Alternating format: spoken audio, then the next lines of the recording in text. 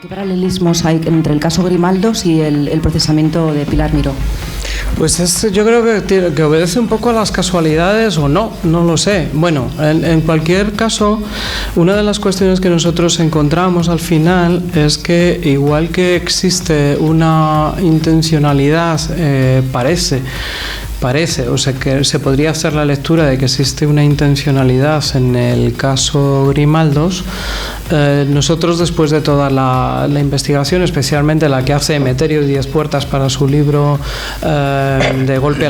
titulado Golpe a la Transición, que os lo recomiendo porque realmente ahí está todo esto todavía mucho más desarrollado, con las conclusiones nuestras, en las conclusiones que había que sale de su investigación, hay una cierta intencionalidad, Nosotros hay cosas que solo quedan esbozadas, como es los movimientos que se hacen desde España para el Premio de Berlín, como son los movimientos que se hacen desde España para la posible selección en Cannes, los movimientos que se hacen desde las fuerzas vivas de Cuenca en los contactos con el Ministerio del Interior. Nosotros teníamos ciertos datos, pero como no están completamente probados, pues no los hemos puesto ahí.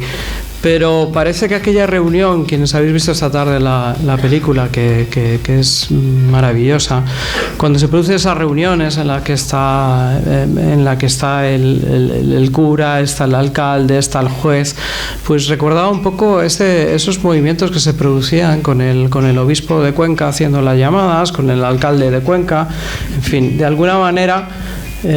Pues había algo, por un lado, concepto que yo creo que pasó, que es ser más papistas que el Papa, y en algunos de los estamentos políticos, y por otro lado, se podría utilizar este tipo de cosas para o no desestabilizar. A mí lo que me gustaba, además de la historia, es que la historia tiene un final feliz. Y esto me parecía muy importante para ser cortada, porque esto nos llena un poco de esperanza, ¿no? De cómo las cosas, pues a pesar del sufrimiento personal que yo creo que Pilar tiene, que después arrastra desde ahí, tiene un final bastante interesante. Y sobre todo la gran idea que yo saco de esta historia, que es el gran poder del cine. Bueno, y como este debate tiene un tinte bastante jurídico, yo quería poner sobre la mesa algunos temas fundamentales que se tratan en esta película y que tienen que ver con el contexto social, histórico y jurídico de España. La libertad de expresión, ¿no? Por ejemplo, aquí en los años 79, la libertad de expresión coartada, secuestro, censura. ¿Pensáis que en la actualidad todavía se vulnera de alguna manera la libertad de expresión? Este caso, el caso de la película, es un caso evidentemente de libertad de expresión coartada, pero no solo es eso, es un caso de transición, es un caso de reajuste de las estructuras de poder. Estamos en un momento en el que los militares todavía no tienen asimilado esa transformación que ha sufrido el país. La prueba de ello es que antes del 23 de febrero de 2 años después de la película, han sucedido varias intentonas golpistas que fueron sofocadas, y unos años después el 23F. O sea que es un supuesto que afecta a la libertad de expresión, pero tiene algo más. Que si ahora se respeta la libertad de expresión, hombre, yo creo que sí. Evidentemente hemos avanzado muchísimo respecto a aquella situación. Afortunadamente estamos consolidados como un Estado de Derecho.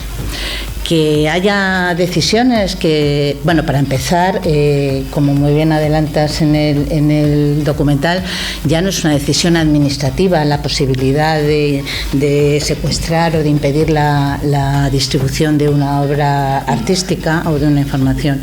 Es ya siempre una decisión judicial de la jurisdicción ordinaria. Que puede haber decisiones que se interpreten y siempre a petición de alguien o de un particular que se siente perjudicado, o del Ministerio Fiscal en representación de los intereses del Estado. que pueda alguna resolución judicial interpretarse por algún sector como limitación de la libertad de expresión, bueno, en ese aspecto los tribunales nos tenemos que mover con sujeción a la legalidad y con la ponderación de una serie de intereses. Entonces, bueno, pues puede que se dicte alguna resolución que no sea aceptada y que se interprete como una limitación quizá excesiva de la libertad de expresión, pero bueno, creo que estamos en condiciones de afirmar que está vigente en nuestro país y que se respeta. No tiene nada que ver, claro, la libertad de expresión en aquellos años que en estos años.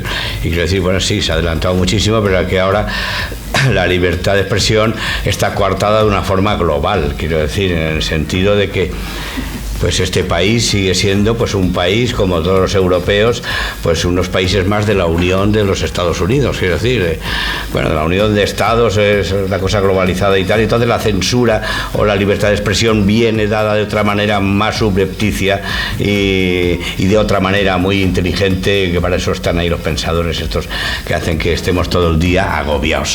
En aquel momento yo no tuve ninguna sensación en el momento del rodaje de que fuéramos a tener ningún problema de libertad de expresión.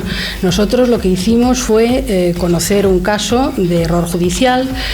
Durante el proceso de guión hubo enfrentamientos entre los guionistas que están ahí perfectamente contados porque Víctor lo ha contado muy bien y te quiero dar las gracias porque linealmente has explicado algo que yo creo que hace mucho más comprensiva la historia, porque cada uno de nosotros tiene visiones parciales, cada uno de nosotros tiene lo que ha vivido, que es mi caso.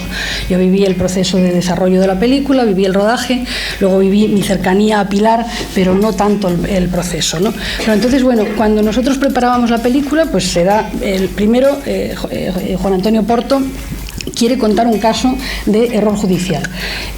Apasionante, o sea, a las personas que lo cuentan, entre ellas por supuesto a Alfredo Matas, dicen esto hay que hacerlo, un error judicial.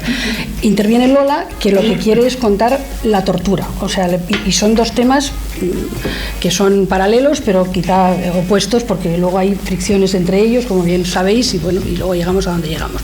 Pero todos los que hicimos la película pensábamos que se podía contar, o sea, empezando por Pilar, empezando por Alfredo Matas, por todos los que están, y que se podía, que se debía y que íbamos a contarla.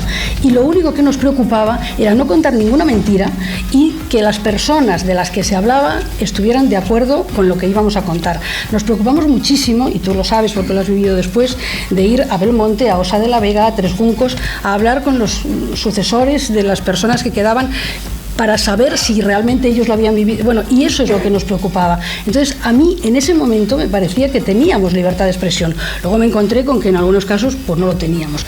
No sé si éramos unos inconscientes todos, yo creo que no, yo creo que éramos lo que deberíamos haber seguido siendo, y me parece que pasados 40 años no lo somos.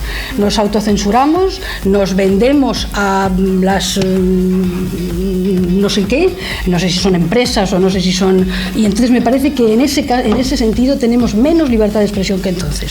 Eso es lo que yo quería decir.